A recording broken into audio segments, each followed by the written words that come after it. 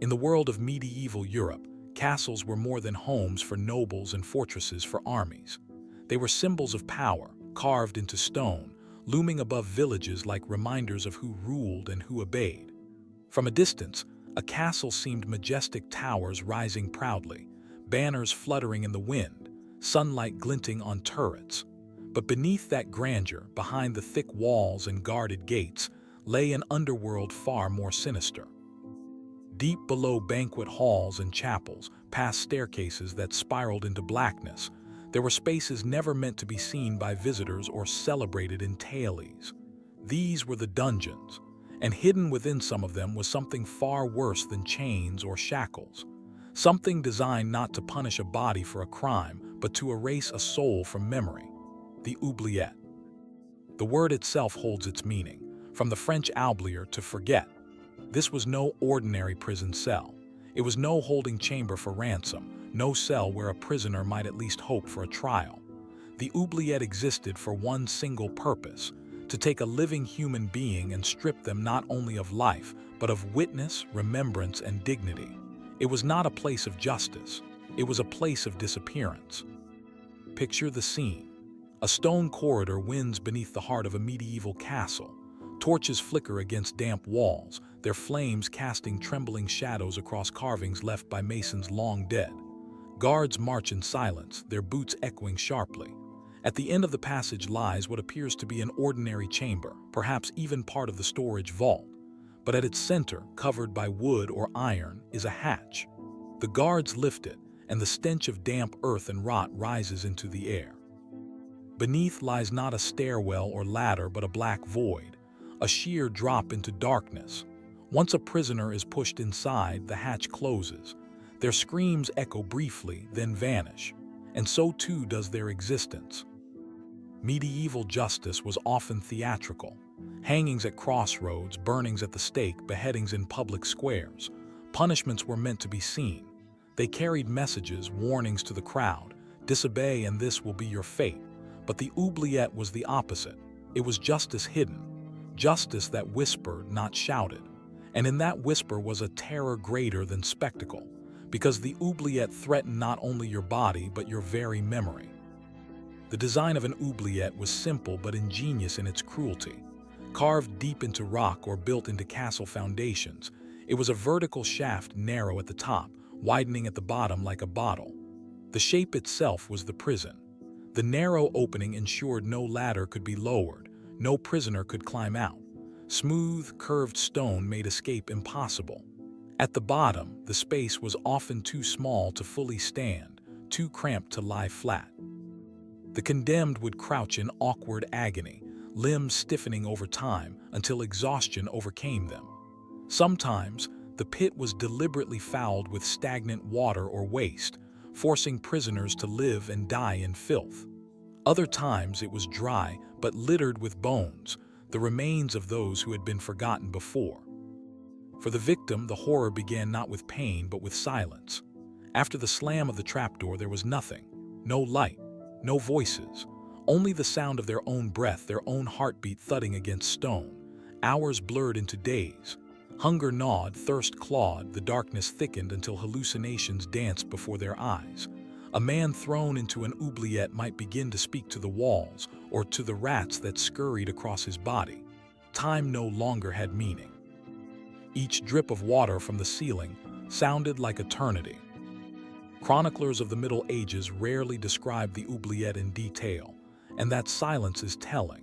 To die on the scaffold was at least to be recorded in history. To die in an oubliette was to vanish, and yet whispers of them survive in chronicles and letters. Loc's Castle in France, built in the 9th century and later used by Charles VII, contains shafts that many believe were once oubliettes.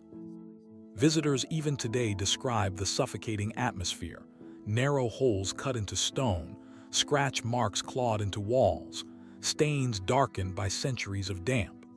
In Warwick Castle, England, guides point to a deep shaft known as the oubliette, where prisoners were said to have been lowered and abandoned. Whether every pit labeled an oubliette truly was one remains debated among historians. But for those who lived in the shadow of these castles, the the legend was as real as stone. Parents warned children not to anger the Lord. Villagers whispered that those who defied authority might vanish, never to be buried, never to be prayed for. In a deeply religious age, this was the cruelest fate. A public execution could at least end with prayers for the condemned soul. A burial in consecrated ground offered hope of salvation, but the oubliette denied both. No priest came to its edge. No family laid flowers. To die in darkness was to die unshriven, forgotten, erased from the book of life. The fear of the oubliette was not simply about death. It was about memory. Medieval people believed that to be remembered was to remain alive in some sense. Families lit candles each year for the dead, monks prayed for departed souls, names were etched into stone. Memory gave dignity, even in death. The oubliette stole that away. It was, in essence, a living grave, and one that ensured even the victim's name would fade into dust. This was why rulers favored it.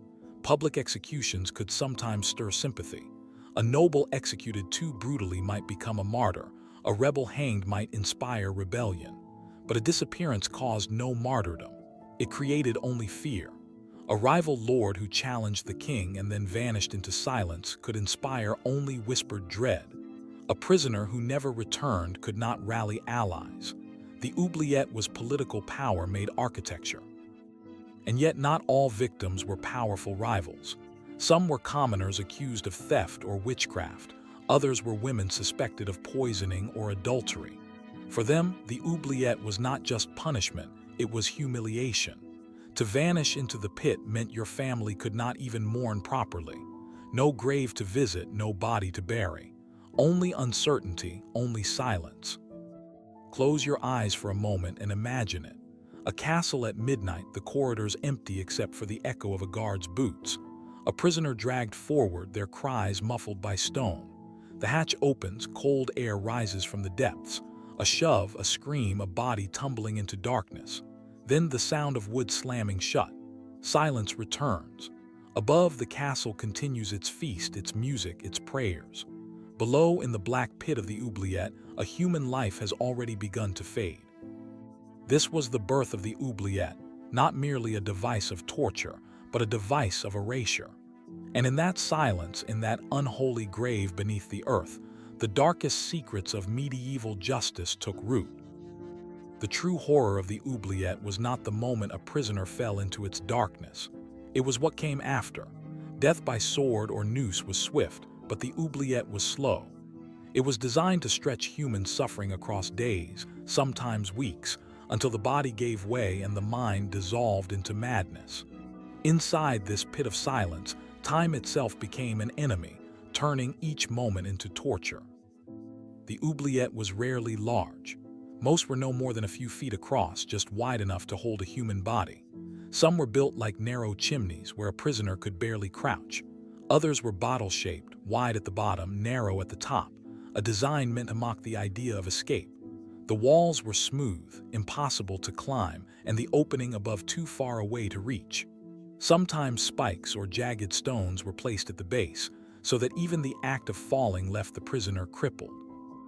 Imagine being dropped into such a pit. The air is damp, foul with the stench of waste and decay. The stone is icy to the touch, slick with slime. Above you the hatch closes and all light vanishes. For a few minutes your eyes strain, desperate to find some shape in the blackness.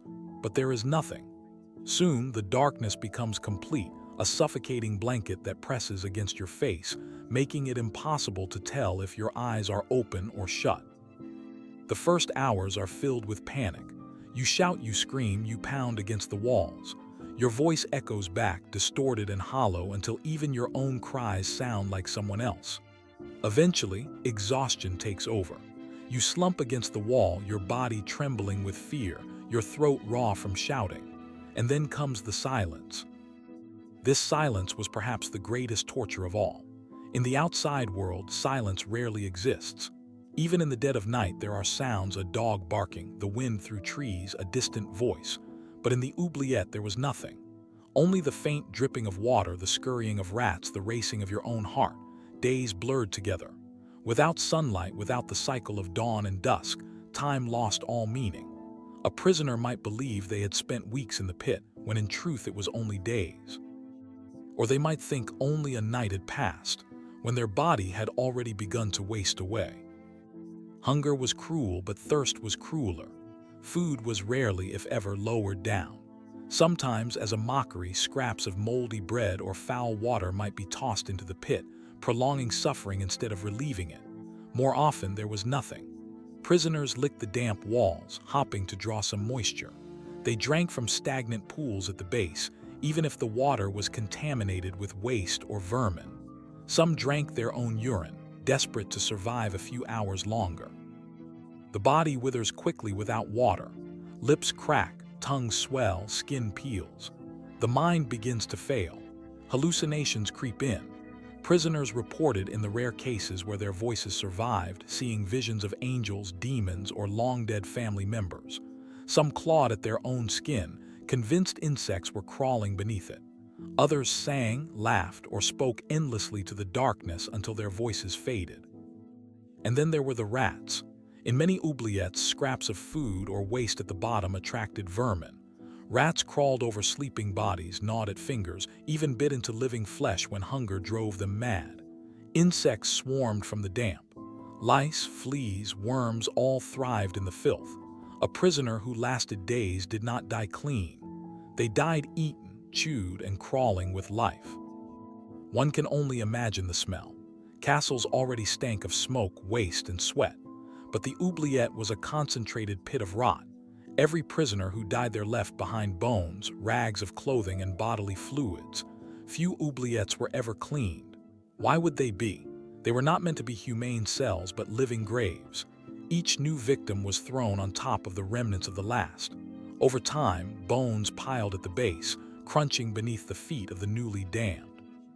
To fall into an oubliette was to land among ghosts, to die upon the corpses of those who had come before. Some historical accounts claim that oubliettes were sometimes partially filled with water. The level might rise and fall with the rain, drowning prisoners slowly or forcing them to cling to slippery walls until their strength gave out. In others, sharp stakes were fixed at the bottom so that victims were impaled on impact, left to bleed out slowly in the darkness. There are descriptions, too, of oubliettes that were not entirely sealed. A tiny hole might allow a trickle of air, or perhaps just enough sound for the prisoner to hear the footsteps of people above, reminding them that life continued, but not for them. For women, the oubliette could be even worse. In a time when accusations of witchcraft and heresy were widespread, women were often cast into these pits not for crimes but for suspicion. Wives accused of poisoning husbands, servants accused of theft, midwives accused of sorcery. They could vanish into the oubliette without ever seeing a trial. For noblewomen, the oubliette was a way to erase scandal. A queen or princess executed publicly might bring shame to a dynasty, but a woman quietly dropped into darkness left no scandal, no grave, no questions. Her name simply ceased to exist. Some castles became notorious for their oubliettes. At Lox Castle in France, visitors today can still see pits carved deep into the stone, their entrances so narrow they resemble nothing more than holes in the floor. At Warwick Castle in England, there is a chamber said to have contained an oubliette where prisoners were lowered and left to die. In the Château de Vincennes near Paris, accounts describe a shaft where nobles accused of treason were cast away. Whether every one of these was a true oubliette or not, the legends linger, and legends in the medieval world were as powerful as truth. What makes the oubliette so uniquely horrifying is not just the suffering it inflicted, but the loneliness of it. Most medieval tortures, however brutal, were performed in public or at least in the presence of others. The rack, the wheel, the stake, these drew witnesses. The victim might cry out to God or to the crowd or at least to their torturers, but the oubliette allowed none of this. There was no audience, no priest, no last words. Only darkness, only silence, only the slow fatting of body and soul. And when death finally came, it brought no release. The corpse remained, festering in the pit, bones mingling with those who had come before. For the castle's master, this was the genius of the oubliette. It required no grave, no funeral, no marker. It erased not only life but memory. Families left behind could only whisper, "He was taken below." Neighbors could only guess at fates, and the victim's name dissolved into silence, just as their body dissolved into dust in the blackness of the pit. This was the oubliette at its cruelest, not a place of death, but a place of forgetting, a slow unraveling of mind and body, a descent not only into darkness but into oblivion itself. The oubliette was more than a dungeon. It was a weapon not of steel but of silence. In the politics of medieval Europe, where power was balanced precariously between kings, nobles, clergy, and commoners, the oubliette became a perfect tool for control. A sword might kill a man, but it left blood, witnesses, questions. An oubliette killed differently. It erased people without a trace. It made them vanish. Imagine being a baron who dared to defy his king, or a knight who whispered rebellion. A public execution might have made you a martyr, but if you disappeared into an oubliette, you became nothing. Your allies had no body to mourn, no funeral to rally around, no proof of your fate. You simply stopped existing. Fear spreads faster when it is uncertain, and so rulers used oubliettes not only to punish but to terrify. Kings and lords valued the oubliette for another reason. It required little effort. Other torture methods demanded executioners, instruments, rituals. The oubliette required only a dark hole, a strong door, and time. Time was the cruelest executioner of all. Once a prisoner was dropped inside, the dungeon keeper could forget them, just as the name of the oubliette itself suggested. The church, too, found uses for such places.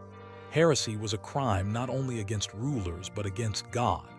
The Inquisition in particular relied on fear as much as fire.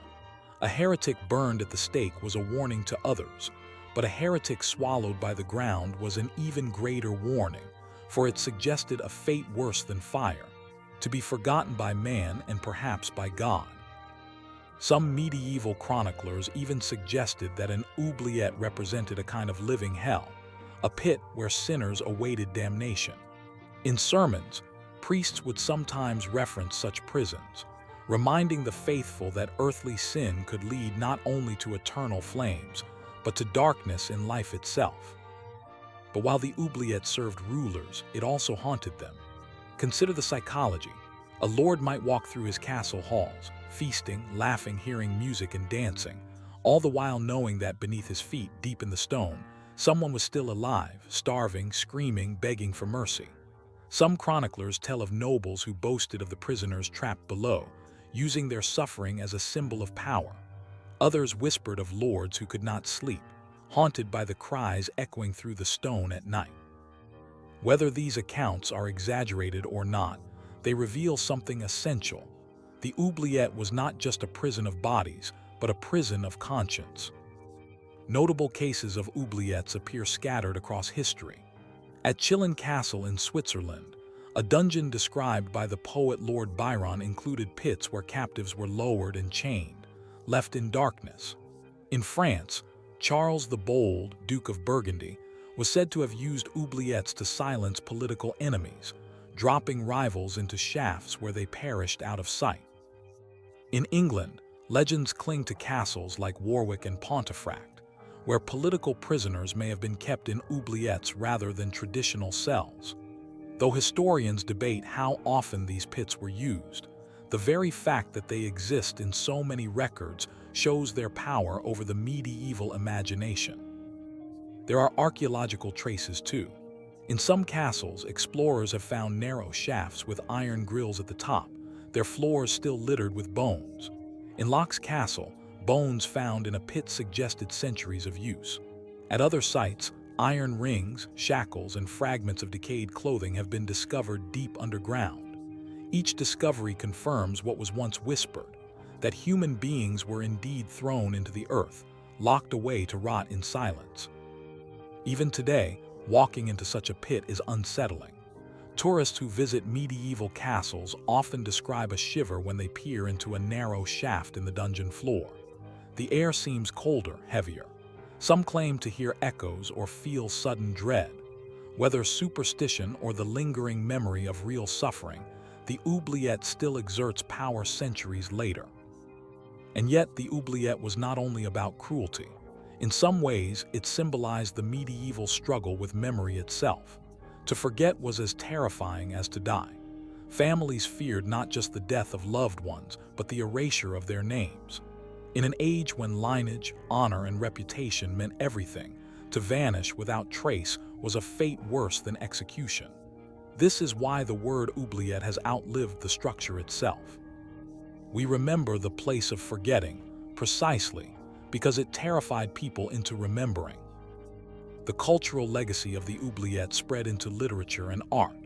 Gothic writers of the 18th and 19th centuries revived its horror. In Alexander Dumas, The Count of Monte Cristo, dungeons echo with memories of oubliette-like suffering. Victor Hugo wrote of hidden prisons in his historical novels.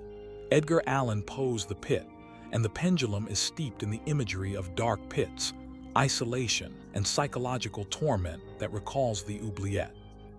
Painters too depicted narrow shafts, prisoners clawing at walls, their eyes wide with terror, their hands reaching for a light that never came. The oubliette also seeped into folklore. In villages near castles, mothers told children, "Stay quiet or the Lord will drop you into the pit." It became a boogeyman of sorts, a hole into which the wicked disappeared. The very idea of a hidden chamber beneath one's feet where people wasted away fed the imagination for centuries. Ghost stories blossomed around such pits. Castles with oubliettes are often said to be haunted. Visitors describe phantom cries, sudden chills, and the feeling of unseen hands. Some legends even claim that prisoners who died cursing their captors rose again to haunt the castle halls. But perhaps the most chilling legacy lies in the way oubliettes remind us of human indifference. Unlike torture devices designed for spectacle, the rack, the wheel, the stake, the oubliette required no audience. It was not about display, it was about neglect. The prisoner was not broken publicly, they were abandoned privately. This was torture not as theater but as silence.